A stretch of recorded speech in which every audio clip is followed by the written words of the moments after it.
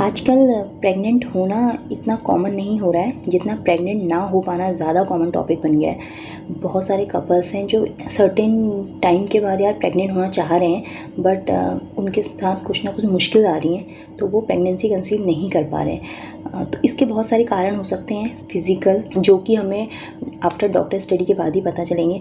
पर कुछ चीज़ें ऐसी हैं जो हम खुद ही मिस्टेक कर रहे हैं। Like when we trying for baby, तो हम शायद जो हमारी प्रोसेस है उसे हम सही तरह से एग्जीक्यूट नहीं कर पा रहे, तो शायद उस वजह से प्रेगनेंसी कंसीव नहीं हो रही। इस टॉपिक पे यूट्यूब पे, गूगल पे शायद हज़ारों लाखों तरह की इन्फॉर्मेशन पड़ी है। इससे पहले कि हम इसकी प्रॉपर प्रोसेस में जाएं, हम ना एक दो टर्म क्लियर करते हैं। जैसे आप कभी किसी डॉक्टर को सुनते होंगे, वो कुछ वर्ड्स आपको बोलते होंगे और आप उसको ग्रैब नहीं कर पाते होंगे, तो आई थॉट कि मैं इसको थोड़ा सा क्लियर करते हैं। सबसे पहला जो चीज़ है, शायद ये बहुत ही कॉमन है और सब समझते हैं। पहला वर्ड है मेंसेस, मेंस्ट्रुअल साइकिल, मेंस्ट्रुएशन, महीना, मासिक, माहवारी, जिसे आप अपनी भाषा में जो भी कह सकते हैं, जो आपका महीना आता है। दूसरा जो इसमें इम्पॉर्टेंट चीज़ है वो है ओवुलेशन, यानी कि जब आपके शरीर का अंडा, एग है, वो बच्चा बनने के लिए तैयार हो रहा है, आई मीन फट गया है और तैयार हो रहा है, और उसको इस समय मिक्सिंग की ज़रूरत है स्पर्म के साथ। स्पर्म मैंने जो शुक्राणु होता है, ओके।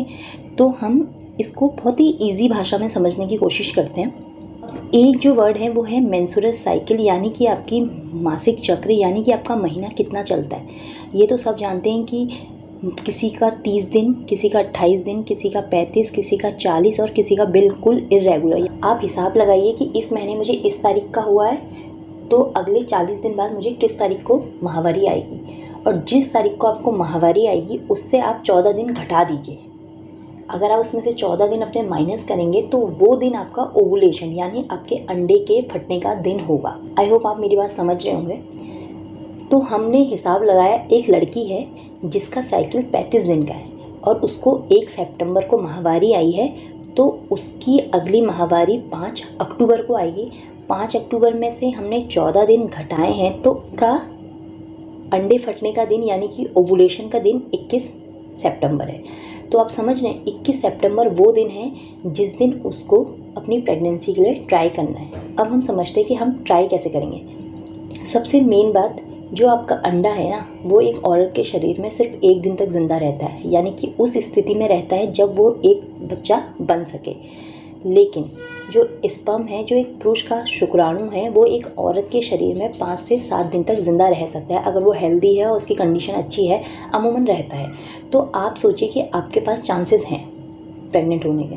अब हमने हिसाब लगाया था कि एक लेडी है जिसका 21 सितंबर को ओवुलेशन है, तो आपने इसे कैसे ट्राई करना है। जिस दिन आपका ओवुलेशन का डे निकलता है उससे 3 दिन और उसके बाद का 1 दिन, ये 4 दिन आपको ट्राई करना है। अब ये बात उन लोगों की थी जिनको अपनी माहवारी साइकिल पता है, जिनको पता है कि यार एग्जैक्टली मुझे 30 दिन बाद हो ही जाएंगे, मुझे 35 दिन बाद हो ही जाएंगे, 28 या 24 या 40 दिन बाद हो ही जाएंगे, उनके लिए।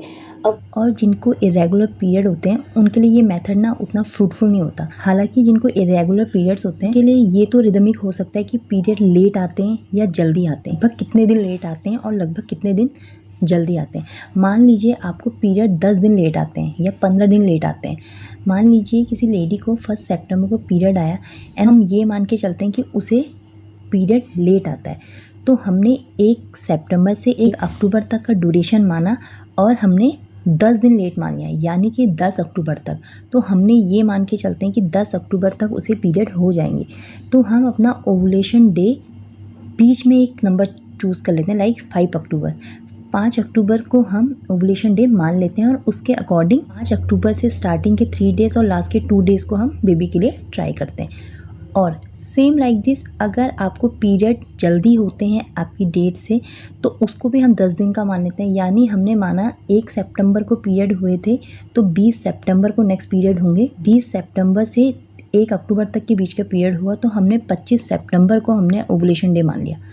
हमें एग्जैक्ट नहीं पता, हम एक मोटा मोटा अंदाज़ा लगा के कर रहे हैं, क्योंकि अगर आपको इरेगुलर पीरियड भी होते हैं तब भी आपको ये तो आइडिया होगा कि पीरियड लेट होते हैं या पीरियड जल्दी होते हैं, और साथ ही लगभग कितने दिन लेट होते हैं। यार 15 दिन लेट होते हैं या 20 दिन लेट होते हैं। ऐसा तो नहीं है कि अगर आपको 2 महीने या 1 महीने लेट हुआ तब तो पूरी तरह एबनॉर्मेलिटी में आ गया, राइट। आपको 5 दिन लेट हैं, 10 दिन लेट हैं, एग्जैक्ट डेट नहीं है, तो एक अमूमन 2 दिन आगे और 2 दिन पीछे का आइडिया लगा के ये मेथड अप्लाई हो सकता है। अगर आप इस तरह से ट्राई करते हैं और उसके बावजूद 6-7 महीने 3-4 महीने के बाद भी आप प्रेग्नेंट नहीं हो रहे, तो बिल्कुल फ्रस्ट्रेट नहीं होना है, परेशान नहीं होना है और अपने अंदर किसी भी तरह की कोई कमी महसूस नहीं करनी, क्योंकि जो स्ट्रेस है ना वो आपकी हेल्थ पे और आपके हस्बैंड की हेल्थ पे बहुत बुरा असर डाल सकता है। तो डोंट बी अशेम्ड कि मैं प्रेग्नेंट नहीं हो रही हूँ या मेरे शरीर में कोई कमी है, या सोशल प्रेशर या फैमिली प्रेशर, किसी भी प्रेशर में इस तरह से सोचने की ज़रूरत नहीं है, क्योंकि यूट्रस बॉडी का एक अंग है और कुछ ना कुछ प्रॉब्लम बॉडी के अंग्स में आ सकती है, जैसे पेट में, पैर में, हाथ में, हार्ट में। तो कोई इतना टेंशन लेने की बात नहीं है, everything has a solution, okay. तो ये तो था नॉर्मल और थोड़ा इरेगुलर चीज़ों के बारे में। अब बात करते हैं कि अगर आप फिर भी प्रेग्नेंट नहीं हो रहे हैं तो डॉक्टर से कंसल्ट कर सकते हैं। डॉक्टर से कंसल्ट करने में आपकी 2 चीज़ें हो सकती हैं। एक होती है फॉलिकल स्टडी, जो कि अल्ट्रासाउंड से होती है और डॉक्टर्स आपको बताते हैं कि आपके ओवुलेशन डे कब होंगे, कैसे होंगे, आपको कब ट्राई करना चाहिए, वो आपको हेल्प करेंगे आपके अल्ट्रासाउंड के थ्रू। दूसरी होती है डिजिटल ओवुलेशन। डिजिटल ओवुलेशन में क्या सीन होता है, आपकी बॉडी से ना 2 तरह के हार्मोन्स रिलीज़ होते हैं जब आप प्रेग्नेंट होते हैं या जब आपका ओवुलेशन होने वाला होता है। वो आपको एक किट देते हैं, उस किट से आप चेक करते हैं। अगर वो हार्मोन रिलीज़ हो रहे होते हैं, 2 तरह के हार्मोन हैं, एक 5 से 7 दिन पहले रिलीज़ हो जाता है, एक 24 घंटे पहले रिलीज़ हो जाता है। दैट मीन्स कि आपका ओवुलेशन होने वाला है, तो आप उस टाइम पे ट्राई करते हैं और आपकी प्रेगनेंसी कंसीव हो जाती है।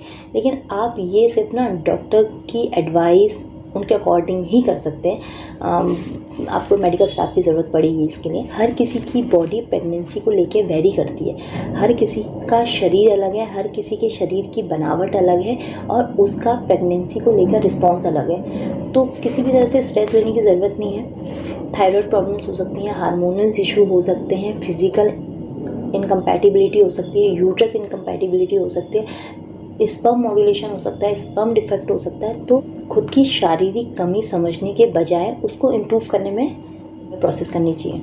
अगर आपको मेरे बताने के तरीके से चीज़ें समझ में आई तो चैनल को लाइक करिए, शेयर करिए, सब्सक्राइब करिए, कमेंट करिए, पूछिए अगर आपको इससे रिलेटेड कुछ भी पूछना है। मेरा बेबी अभी 9th मंथ का हो गया, उससे रिलेटेड आपको कोई भी इन्फॉर्मेशन चाहिए तो I will provide. Okay guys, bye, be happy, be healthy.